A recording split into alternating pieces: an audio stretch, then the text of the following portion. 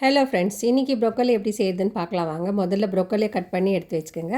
ஒரு பாத்திரத்தில் தண்ணி ஊற்றிக்கலாம். நான் வந்து இன்றைக்கி சட்டி பாத்திரம் எடுத்திருக்கேன்.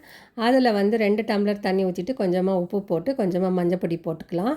போட்டுட்டு இது வந்து நல்லா கொதிக்கிட்டோம். கொச்ச பேருக்கு நம்ம இந்த ப்ரோக்கோலியை வந்து இதில் போட்டுடலாம். இதில் போட்டுட்டு ஒரு 5 மினிட்ஸ் அப்படியே இருக்கட்டும் இந்த தண்ணியில். அதுக்கப்புறம் நம்ம ஆஃப் பண்ணிடலாம். ஆஃப் பண்ணிவிட்டு நம்ம வந்து இதை எடுத்து வேறு கோல்டு வாட்டரில் சேர்த்துக்கலாம். கோல்டு வாட்டரில் சேர்த்துட்டு கொஞ்சம் நேரம் வெயிட் பண்ணலாம். அதுக்கப்புறம் இத்தையும் ஃபில்டர் பண்ணி நம்ம தனியாக எடுத்து வச்சுக்கலாம். இப்போ இந்த ப்ரோக்கோலி எப்படி செய்யுதுன்னு பார்க்கலாம் வாங்க. முதல்ல கடாயை வச்சுக்கோங்க. அதில் வந்து ஒரு 2 டேபிள் ஸ்பூன் எண்ணெய் சேர்த்துக்கோங்க. அதுக்கப்புறமா 1/4 டீஸ்பூன் சீரகம், ஒரு வெங்காயம், பெரிய வெங்காயம் சேர்த்துக்கோங்க. அதுக்கப்புறமா கொஞ்சமாக கேரட் சேர்த்துக்கோங்க. சேர்த்துட்டு இதெல்லாம் நல்லா வதக்கி கொடுக்கலாம். ஒரு பச்சை மிளகாய் சேர்த்துருக்கேன் நான். இது வந்து நல்லா நம்ம வந்து வதக்கி கொடுக்கலாம். இது வந்து நல்லா வதக்கிட்டு தான் நம்ம இஞ்சி பூண்டு பேஸ்ட் போட்டுக்கலாம். அது ஒரு டீஸ்பூன் போட்டுக்கலாம். போட்டுட்டு இதுவும் நல்லா வதக்கி கொடுத்துக்கலாம். அதுக்கப்புறம் நான் வந்து ஒரு தக்காளி எடுத்துருக்கேன். அதுவும் சேர்த்துக்கலாம். கட் பண்ணிவிட்டு சேர்த்துக்கலாம். அதுக்கப்புறம் மஞ்சள் பொடி சேர்த்துக்கலாம். அதுக்கப்புறம் ரெட் சில்லி பவுடர் சேர்த்துக்கலாம் நம்ம 1/4 டீஸ்பூன் அளவுக்கு. இப்போ வந்து நம்ம ப்ரோக்கோலியை சேர்த்துக்கலாம். சேர்த்துட்டு இதுக்கு கொஞ்சமாக உப்பு போட்டு இதை வந்து நல்லா ஃப்ரை பண்ணலாம். இதுக்கு வந்து தண்ணி சேர்க்கக்கூடாது நம்ம.